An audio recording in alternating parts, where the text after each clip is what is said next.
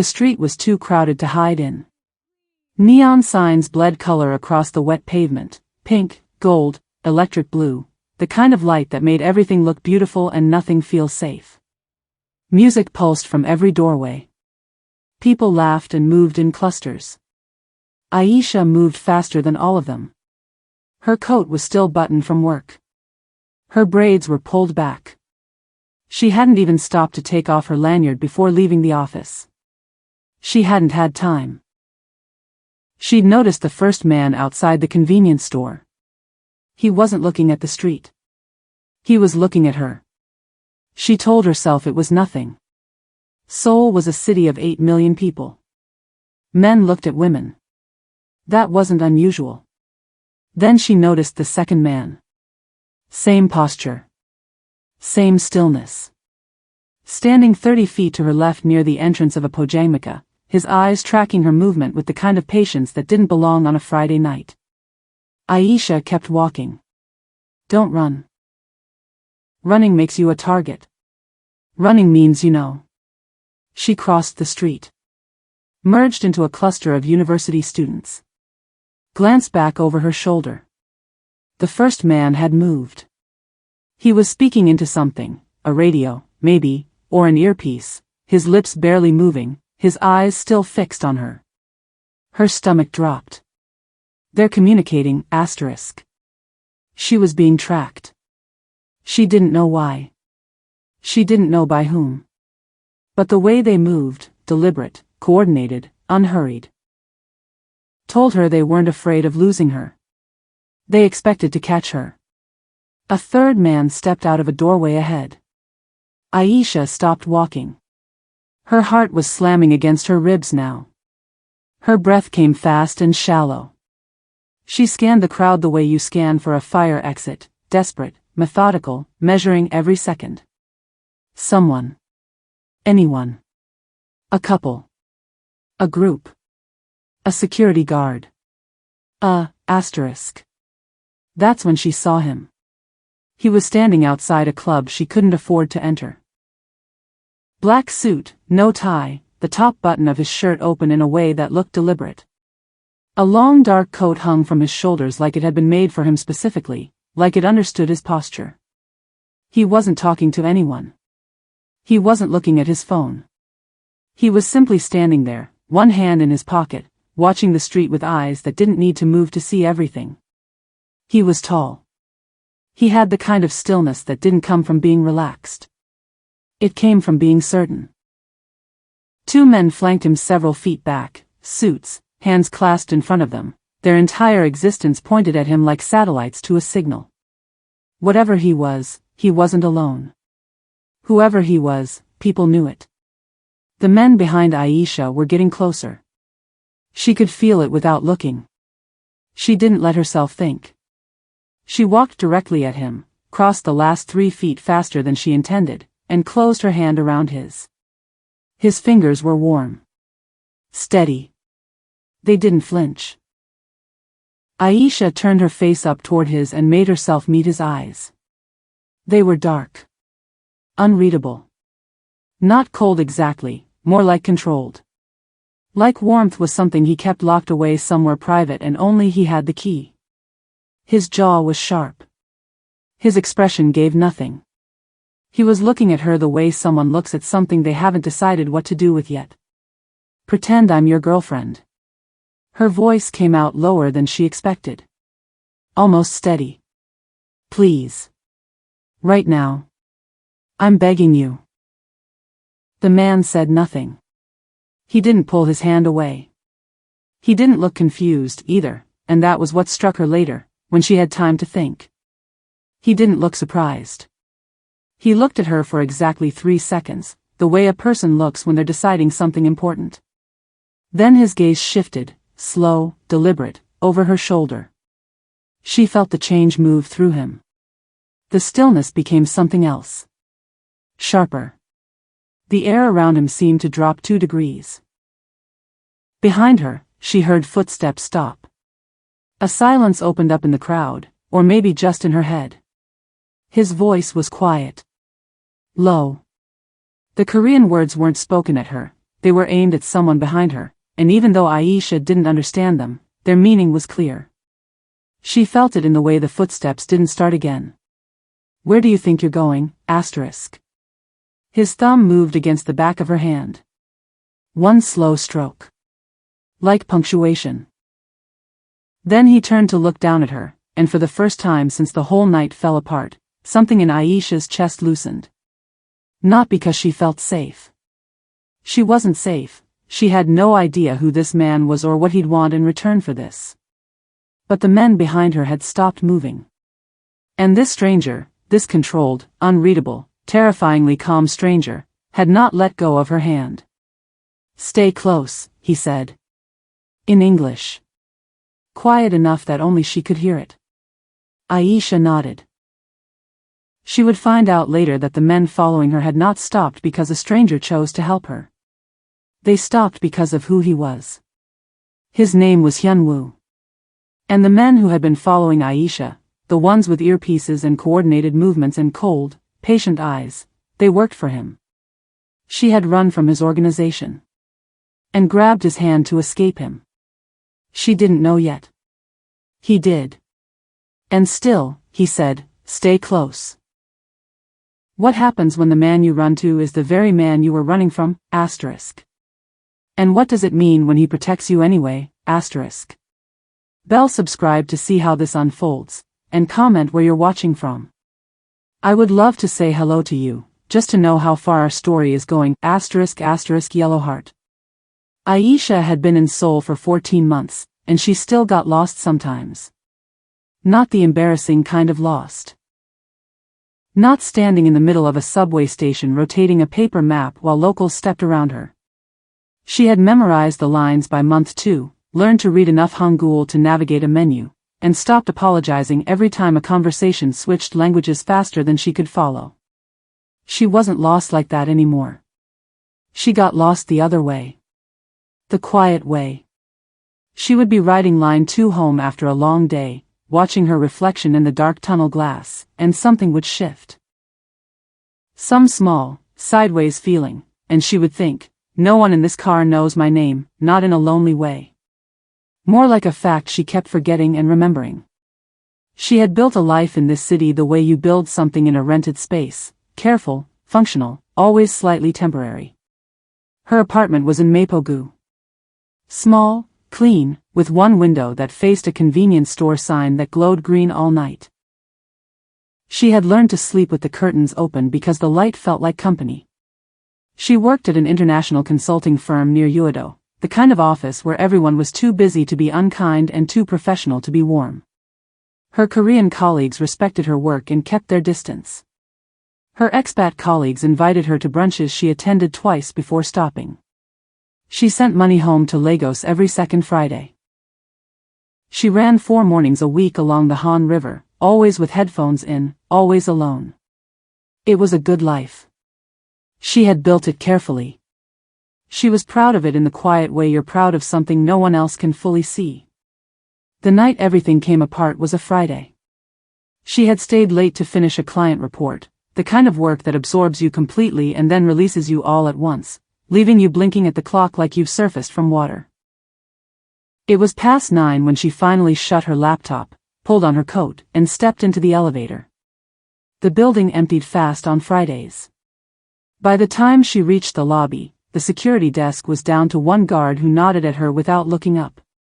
Outside, Seoul was doing what Seoul always did at night. It became a different city, louder, brighter, more crowded in the places that mattered and emptier everywhere else. She cut through Hongdae instead of going around it because she liked the noise when she was tired. It reminded her that the city didn't need her participation to be alive. She could move through it like water through a crowd. She stopped at a pojangmaka near the university entrance and bought tteokbokki from a woman who always overloaded her container without being asked. She ate standing up, watching students spill out of a bar across the street, laughing at something she couldn't hear. Her phone buzzed. Her mother, who called every Friday at 9:15 Lagos time regardless of what Aisha might be doing, and she answered it, tucking the phone between her ear and shoulder. "Are you eating?" "Yes, Mom." "Real food or that street food?" Both are real food. Her mother made a sound that was equal parts love and disapproval, and Aisha smiled at the street and felt, briefly, entirely herself. She didn't notice the man outside the convenience store until she had already passed him. It was something in her peripheral vision, the quality of someone's stillness. Most people waiting outside a store were looking at their phones, or watching traffic, or looking at nothing in particular. This man was watching her. Not glancing. Watching, the kind of attention that had direction and purpose. She kept walking. Her mother was talking about her cousin's new apartment. Aisha murmured responses and turned the corner and let another 50 feet pass between herself and the uncomfortable feeling. Then she saw the second man. He was standing near a street food cart, holding nothing, buying nothing. When she turned the corner, he was already facing her direction. Their eyes met for half a second before he looked away, but looking away, she understood, was not the same as losing interest. He had clocked her. He knew she had noticed him. The look away was just new positioning. Aisha ended the call. "Mom, I'll call you back." She didn't wait for the response. She pocketed her phone and walked with intention, not fast enough to look alarmed, fast enough to think. She went over the last 10 minutes. The first man had been by the convenience store, east side of the block. The second near the cart, north corner. They were not together, not visibly. But they were both watching her, and they were both still. She crossed the street. Turned into a busier block where a line of people waited outside a club. Let the crowd absorb her for a moment, then look back. The first man had crossed the street. He was speaking into something near his collar, an earpiece, she was almost certain. His eyes moved across the crowd until they found her. Found her too easily. Her entire body understood before her mind did. The heat left her hands. Her stomach tightened. They're not random. They know what I look like. They're looking for me specifically, asterisk. She didn't know why. She had done nothing. She was nobody, a foreign consultant who ate street food on Fridays and ran along the river and sent money to Lagos and knew nobody dangerous and owed nobody anything. But that didn't seem to matter, because a third man had now materialized at the far end of the block, and the way he stopped walking the moment she came into view told her everything she needed to know. They were surrounding her. Aisha made herself breathe. Made herself scan without looking like she was scanning. The street was crowded but no one was paying attention, everyone was wrapped in their own Friday. She could scream. She could run into a shop. She could call the police and explain, what? That men were looking at her? She had no evidence of anything. She had a feeling and 3 still bodies in a moving crowd and the cold certainty that whatever happened next was not going to be good. She needed someone. Not the police. Not a shopkeeper. Not a stranger who would look confused and back away. She needed someone whose presence would mean something, someone these men would recognize and stop for. Someone with the kind of authority that didn't need a badge. She scanned the street the way you look for something you don't have a name for yet. And she saw him.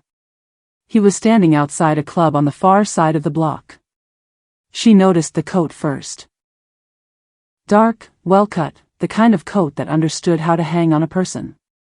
Then the height. Then the 2 men flanking him at a respectful distance, their posture identical and deliberate, their attention pointed outward like guards who had been guards long enough that it was simply what they were. The man himself wasn't speaking to anyone. He wasn't performing. He was simply standing in the neon light with one hand in his coat pocket, his eyes moving across the street with the calm authority of someone surveying something they already own. Aisha didn't decide. She moved. She crossed the street without checking traffic. A taxi honked and she didn't turn her head. She kept her eyes on him and she walked until she was close enough, and then she closed the remaining distance in 3 quick steps and took his hand. His fingers were warm. He didn't flinch. That was the first thing. He didn't startle, didn't recoil, didn't make a sound. He simply went very, very still, the way something powerful goes still when it's deciding. Aisha turned her face up toward his and found his eyes dark, controlled, moving over her face with no expression she could name. "Pretend I'm your girlfriend." The words came out low and steady, which surprised her, because nothing inside her was steady. "Please. Right now. I'm begging you." 3 seconds of silence. She counted them. His gaze shifted over her shoulder. She felt the change move through his body like weather. Something tightened, recalibrated, settled into a different kind of readiness. Then he looked back at her. His thumb moved once against her hand. "Stay close," he said. She understood, later, that she should have asked more questions at that moment. She should have wondered why the men behind her had gone so fast. She should have noticed the way the 2 men flanking him had straightened at her arrival, not with confusion but with attention. She should have read the air. But she was too relieved. So she stood beside the stranger while he exchanged a few words in Korean with the men behind her, words she couldn't follow, spoken in a tone so flat it barely qualified as conversation, and she watched the men nod and withdraw. Not scatter. Withdraw. Like soldiers acknowledging an order. Like people who had a very clear understanding of what they were and were not permitted to do. The street filled back in around them. Noise returned. Someone laughed from a doorway nearby. The stranger released her hand. He turned to look at her fully for the first time, and she noticed things she hadn't registered in the emergency of the moment. The sharp line of his jaw. The way his face was assembled with an almost unnatural precision, handsome in a manner that didn't invite comment, that simply was. His collar was open at the throat. There was the edge of something dark beneath his shirt at the neck, a tattoo, or the beginning of one. "Are you hurt?" he said. "No." "Do you know those men?" "No." "I don't know why." She stopped. Steadied herself. "I've never seen them before tonight. I was just walking home." He studied her for a moment. Not unkindly. Not kindly either. With the thorough neutrality of a person accustomed to evaluating things. "What's your name?" "Aisha." "Where do you work?" She told him the firm name. He showed no reaction. She was getting the strong impression that he rarely showed reactions to anything. "Okay," he said. Just that. "Okay." Like he had filed the information away and moved on. He said something to one of his men, the taller of the 2, and the man nodded and stepped away, phone already out. The other remained close, the way a shadow remains close. Aisha thought she should say thank you and leave. She thought she should ask for nothing, explain nothing, walk back into the crowd, and let the rest of the night be unremarkable. She had been frightened and now she was less frightened, and that was enough. "Thank you," she said. Genuinely. "I'm sorry I grabbed you without warning. I just..." "Don't apologize." He said it without looking at her. He was watching the street again. "Come." "Come where?" He turned his head toward her, and something in the directness of it made the question feel smaller than it was. "Somewhere that isn't here," he said. She should have said no. She knew she should have said no. Every practical, sensible instinct she had accumulated in 14 months of navigating a foreign city alone told her not to get into a car with a stranger because he happened to help her once. She knew better. She had always known better. But the men had not just walked away. They had retreated. And something about the way they retreated, purposeful, deferential, without argument, suggested that whatever had just happened was bigger than a stranger doing a good deed. She got into the car. The building was in Gangnam. Of course it was. She didn't know whose it was until they were inside the elevator, rising smoothly through floors she couldn't count, the city falling away below them in a smear of light. The man. She still didn't know his name, stood beside her in complete silence. Not uncomfortable silence. His kind. A woman was waiting when the elevator opened. Immaculate blazer, a tablet in her hand, her face arranged in the neutral professionalism of someone whose job description included anticipating. She bowed slightly to the man. Spoke to him in Korean. He responded briefly. Then he turned to Aisha. She'll get you something to eat. Water. Whatever you need. He paused. I have things to attend to. Wait, she stopped him before she had decided to. What's your name? The woman with the tablet looked up from it for the first time. Something moved in her expression, not alarm, exactly. More like recalibration. The man looked at Aisha. Hyun-Woo, he said. It meant nothing to her. It was just a name. She nodded and followed the woman down a hallway that smelled like cedar and cool air, and didn't understand why the name mattered until 45 minutes later, when she was sitting on a leather couch with a cup of tea she hadn't touched, and the woman's tablet lit up on the table between them, and Aisha glanced at it out of pure habit. The screen showed a news article. The photo was him. Different clothes, different setting, but unmistakably him. The jaw, the posture, the controlled quality of his face. Her Korean wasn't strong enough for all of it. But she had been in Seoul long enough to read enough. And the words she could read made the tea go cold in her hands without her touching it. She had studied enough about the city to know that the name Hyun-Woo, when attached to the right surname and the right photograph, did not belong to a businessman. It did not belong to a celebrity or a politician or any of the clean, documented categories of powerful men. It belonged to the man who ran Chongya.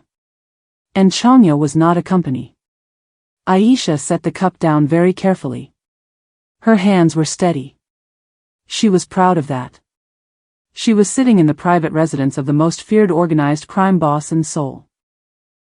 She had grabbed his hand in the street and asked him to pretend to be her boyfriend, and he had done it, and she had gotten into his car, and now she was here, and she did not know how to calculate what that meant. She was still sitting with that thought when the door opened. Not Hyun-Woo. One of his men, a different one, someone she hadn't seen before. Younger than the two from outside, with a lean, watchful quality. He didn't look at her the way the others had. He looked at her the way you look at a problem. He spoke to the woman with the tablet. The woman answered. He looked at Aisha again. You were seen, he said, in English that was precise and unaccented. Near the Wuliang warehouse. 3 weeks ago, 2 nights ago, and tonight. Aisha stared at him. I don't know what that is. You were photographed. I walk home through Hongdae. I've been walking that route for a year. The warehouse is off Hongdae. He pulled out his phone and turned it toward her. A photograph, grainy, shot from a distance, clearly taken by someone who hadn't wanted to be seen taking it. The woman in the photo wore a dark coat and had natural hair pulled back and was tall and slender. Aisha looked at the photo for a long time. That's not me, she said. The coat. Half of Seoul owns a coat like that. Look at the face. She pointed at the photograph. The image was blurred, shot at an angle. You can't tell who that is. That could be anyone. His jaw tightened. You were there tonight. I was walking home, the same route I walk every Friday. Her voice was controlled, but barely. I'm a consultant. I work at a firm in Uedo. I have an ID, a work permit, a tax record, and a lease agreement in my name. I do not know what a Wuliang warehouse is and I have never done anything to your... She stopped. Recalibrated. To anyone. The young man studied her. His expression didn't warm, but something in it shifted slightly. He was listening, at least. She gave him credit for that. Wait here, he said. He left. The woman with the tablet left. Aisha was alone. She looked at the untouched cup of tea. She looked at the window. The city was huge and bright and entirely indifferent below her. She had spent 14 months building something careful and functional in this city. A life that asked little of the world and gave back more than it asked. A life that was small, maybe, by some measures, but steady and honest and entirely hers. And somewhere in the last 3 hours, it had tilted off its axis. She didn't know how far it would fall before something caught it. She didn't know yet that the answer to that question was standing in a room 1 floor above her, looking at the same photograph his lieutenant had shown Aisha, and for the same reasons feeling, despite everything, that something in the story did not add up. Bell subscribe to see how this unfolds, and comment where you're watching from. I would love to say hello to you, just to know how far our story is going, **** yellow heart. Hyun-Woo did not sleep that night. This was not unusual. Sleep had always been something he scheduled rather than something that came for him naturally, a resource to be managed, not a comfort to be sought. What was unusual was the reason. Normally when he lay awake it was because of numbers, logistics, the weight of decisions that couldn't be undone. Tonight it was a photograph. He had the image on his desk. He had studied it for 20 minutes before he understood what was bothering him. The woman in the photograph was being watched, not watching. It was a subtle distinction. Changya had dealt with informants before, planted operatives from rival organizations who worked slowly, gathering information over weeks or months. They were careful people. Trained. When they moved near something they shouldn't, they moved like they belonged there. They didn't stand at angles. They didn't linger. The woman in the photograph was angled away from the warehouse. Her weight was on her back foot. She was passing, not positioned. Hyun-Woo set the photograph down and picked up his phone. By morning he had 3 people working on it quietly, not through the organization's usual channels, but through his own. There was a difference. The organization had ears everywhere, and right now he didn't want ears. He wanted eyes. Specifically, he wanted someone to walk the route the woman in the photograph appeared to be walking and tell him where it started and where it ended. The answer came back before noon. The route ran directly from the Uedo business district to a cluster of residential buildings in Mapogu, passing through the edge of Hongdae. The Wuliang warehouse sat on a cross street that anyone using that route would pass within 100 meters of, 2 to 3 times a week depending on the variation they took. He called for Ji-suk. Ji-suk was 26, and he was the youngest person Hyun-Woo had ever promoted to a senior position, which meant he had earned it in a way that had nothing to do with birthright or loyalty inherited from fathers. He was precise and he was fast and he did not perform his conclusions before he had reached them. Hyun-Woo trusted that quality above most others. Ji-suk appeared in the doorway and waited. The Wuliang photographs, Hyun-Woo said. Who brought them to me? Lieutenant Park. 3 days ago. Where did he get them? Ji-suk paused. Not long, barely a beat. But Hyun-Woo noticed it. He said they came from the Eastern surveillance rotation. Pull the original files. I want to see the metadata, the timestamps, the device ID, everything. The originals are logged through Park's access. I know whose access they're logged through. Hyun-Woo looked at him steadily. Pull them anyway. Ji-suk left without another word. Hyun-Woo turned back to the window.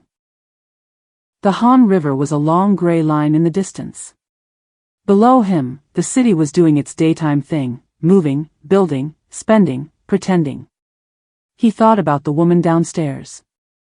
Aisha. The way she had looked at his lieutenant the night before, not frightened but precise, pointing at the blurred face in the photograph and saying, "You can't tell who that is," not a plea. A correction.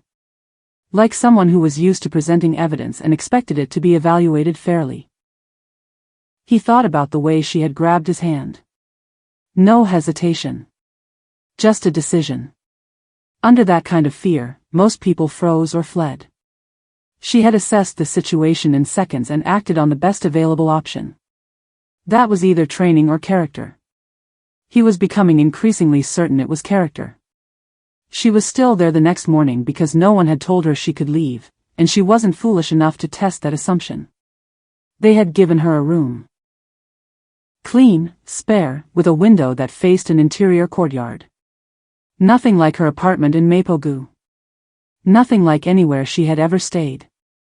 She had slept poorly and woken early and spent an hour sitting on the edge of the bed running through her options with the methodical thoroughness she usually reserved for client reports.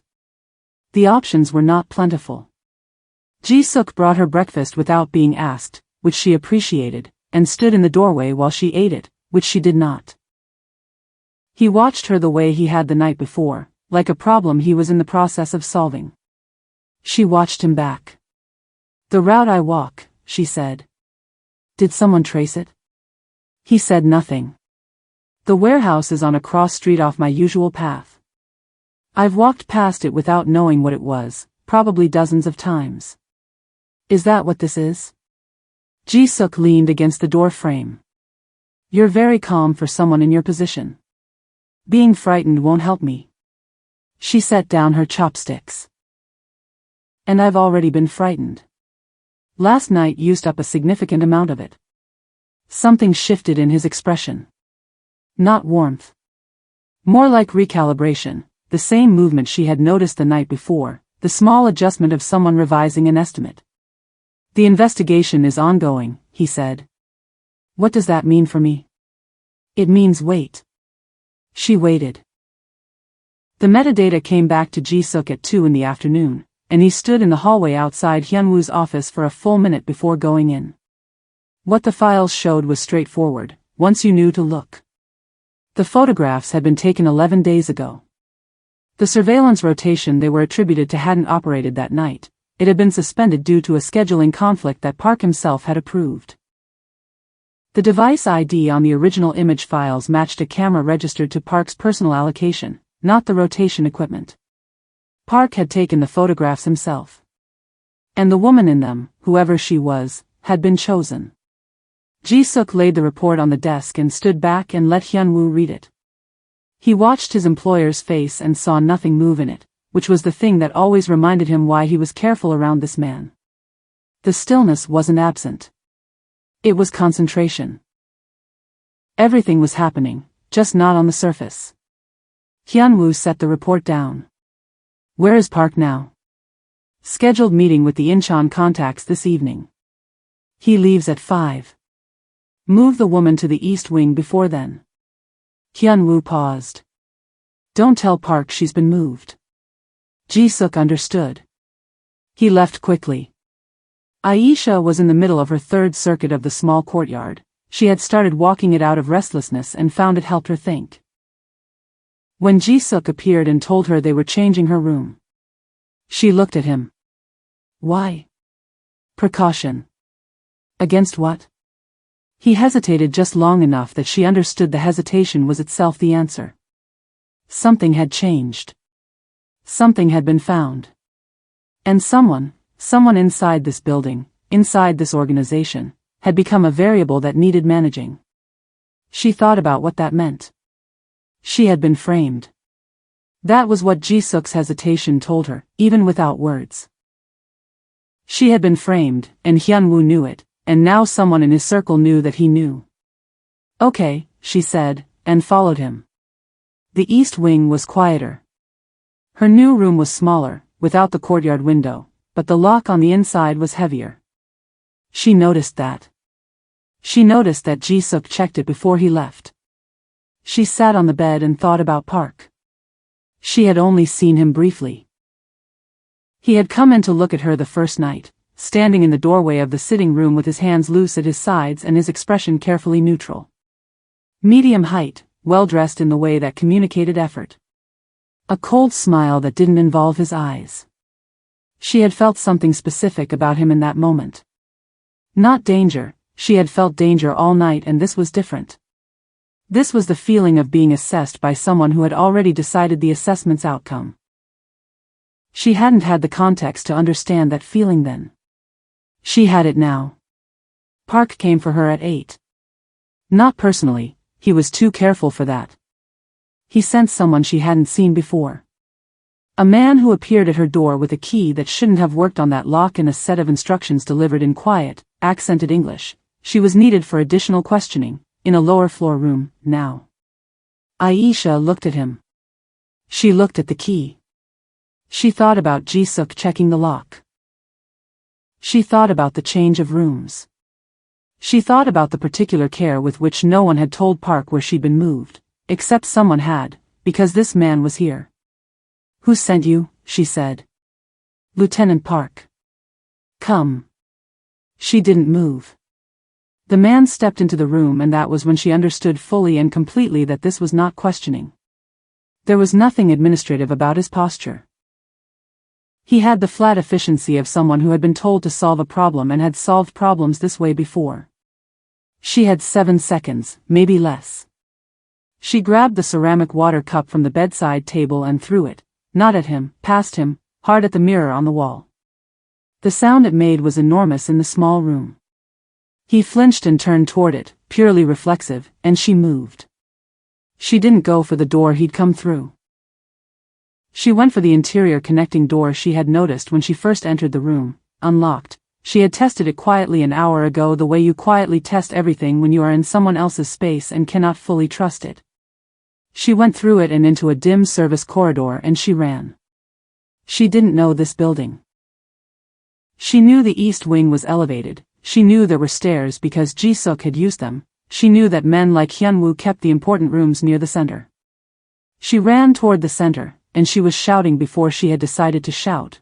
Not words, just sound, the full uninhibited volume of someone who has stopped caring about appearances. Doors opened. People moved. And then there was a hand on her arm, familiar, large, warm. And she spun, and it was Ji-suk, his face completely alert, and behind him, appearing from a room she had never seen, was Hyun-Woo. He looked at her. He looked at the corridor behind her. "Park," she said. The word came out breathing hard but clear. "He sent someone to my room. The lock, the key worked. He knew where I was." She was watching Hyun-Woo's face. "He's the one. He took those photographs. He chose me for this. Didn't he?" It wasn't quite a question. Hyun-Woo's eyes held hers for a moment. Then he said, quietly, to Ji-suk, "Find Park." They found him near the building's private garage, which told Hyun-Woo everything about what Park had planned for the evening. He was not dressed for the Incheon meeting anymore. He was dressed for movement. The confrontation happened in the corridor outside the garage. There were 6 people present: Park, 2 of his associates, Hyun-Woo, Ji-suk, and Aisha, who had insisted on being there and whom Hyun-Woo had not prevented from coming, which surprised her and which she did not examine too closely in the moment. Park saw her first. Something moved in his face: calculation, recalibration, a quick and ugly reassessment of his available options. Then he looked at Hyun-Woo, and the calculation changed into something else. Something older and more desperate. "She's a liability," Park said. His voice was steady. He had prepared for this possibility, clearly. "She's been compromised. Whatever she's told you." "She hasn't told me anything," Hyun-Woo said. "The metadata from your camera told me." Silence. Park's composure didn't collapse exactly. It just shifted. Rearranged itself around a new center. "I was protecting the organization. You were protecting yourself. The Wuliang supply line has a leak. I found evidence. You manufactured evidence." Hyun-Woo's voice was the same throughout. Flat, even, almost bored. That quality made it worse, somehow. You used the surveillance equipment logged to your allocation. You chose a woman who walked past the warehouse by coincidence and photographed her until she became a suspect. Then you brought her to me as proof of a leak you needed everyone looking for so no one would look at you. The Park was quiet. "Who are you supplying?" Hyun-Woo asked. "Nothing." "I'll ask once more." Park looked at his 2 associates. They looked back at him. Then they looked at Ji-suk, who had positioned himself with a quiet deliberateness that made the geography of the corridor very clear, and they made a decision that Park could read on their faces. He had run out of people. Park's eyes came back to Aisha. There was something in them she didn't like, not the cold professional assessment from before, but something more raw. Blame, irrational and complete, the way frightened men look at the thing they've decided is responsible for their own unraveling. She held his gaze. She didn't look away. He was the first to break it. What followed was brief and efficient in the way that Hyun-Woo seemed to prefer. Ji-suk moved. The two associates stepped back. Park was contained without theater and without the kind of violence that leaves marks on walls, and then he was gone from the corridor, and the corridor was quiet, and Aisha became aware that her hands were shaking. Not badly. Not visibly, probably. But she could feel it, the aftermath of adrenaline, the body releasing what the mind had been holding back for 2 days. She pressed her fingertips against her palms and breathed. Hyun-Woo found her 20 minutes later standing at the window at the end of the east corridor. The city was the same city. Neon and distance and the long gray thread of the river. She had her arms crossed, not defensively, more like she was holding herself together while the shaking passed. He stood beside her. Not close. Just near. You should have stayed in the room, he said. I couldn't. The man he sent. I know. She had thought about it. She understood how close it had been. But I also couldn't stay in the room and wait for someone to come tell me what was decided about me. I needed to be there. He was quiet for a moment. You threw a cup at a mirror, he said. It was the loudest thing available. Something moved in his face. Not quite a smile, Hyun-Woo's face, she was learning, didn't do simple things, but a movement at the edge of his expression that had warmth in it. Real warmth, the locked-away kind. You can go, he said. Ji-suk will take you home. Your name will be cleared through our channels. There won't be any further attention on you from anyone in this organization. He paused. Or from any organization that knows better than to act without our knowledge. She turned to look at him. That's it? What else would there be? She thought about it. An apology might be conventional. He looked at her. The warmth was still there, small and contained. I'm sorry you were brought into this. And that your lieutenant tried to have me killed. And that I spent 2 days locked in your building eating food I didn't choose. The food was good. It was, she admitted. They stood in the quiet for a moment. The city moved below them, indifferent and enormous, doing what the city always did. When you grabbed my hand, he said. He wasn't looking at her now. He was looking at the window. You didn't know who I was. No. And when you found out? I was terrified, she said. Briefly. Then I decided it didn't change the immediate situation, which was that I needed to prove I wasn't what your people thought I was. So I focused on that. He was quiet. You challenged Park directly, he said. In my building. Knowing who I am. Knowing who you are didn't seem like a reason to let him win. She paused. I have a work permit and a tax record and a lease. I have a route I've been walking for a year. I have nothing to apologize for, and I wasn't going to behave as though I did. Hyun-Woo turned to look at her then. Fully, the way he had that first night, with the thorough attention of someone revising an estimate, taking in new information and adjusting everything accordingly. She didn't look away. She had been looked at by men who wanted to diminish her and men who wanted to use her and men who simply didn't see her at all, and she had learned, over 14 months in a foreign city and a lifetime before that, how to meet a gaze without flinching. His expression did something that she hadn't seen done before. It opened, slightly, just enough. And underneath the control and the cold authority and the locked-away quality of him, there was something that looked almost like recognition. Go home, Aisha, he said. Quietly. She nodded. She followed Ji-suk to the elevator. She pressed the lobby button. She watched the floor numbers descend and felt the building release her, floor by floor, back into the ordinary world. Ji-suk walked her to a car and held the door, and before she got in she stopped and looked back at the building one moment, its clean glass face, its impossible height, its complete indifference to what had happened inside it tonight. The city glittered around it like it always had. She got in the car. She didn't look back again. 3 weeks later, a package arrived at her office. No name on the sender line. Inside was a single item, a lanyard. Her lanyard.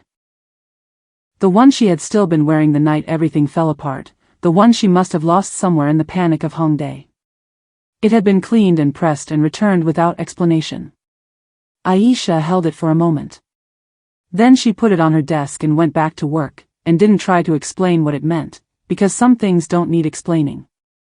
Some things are simply, in their small, quiet, costly way, an apology. And an acknowledgement. And possibly, in a language she was only beginning to learn, something more. Bell, subscribe and comment where you're watching from. I would love to say hello to you, just to know how far our story is going, **** yellow heart.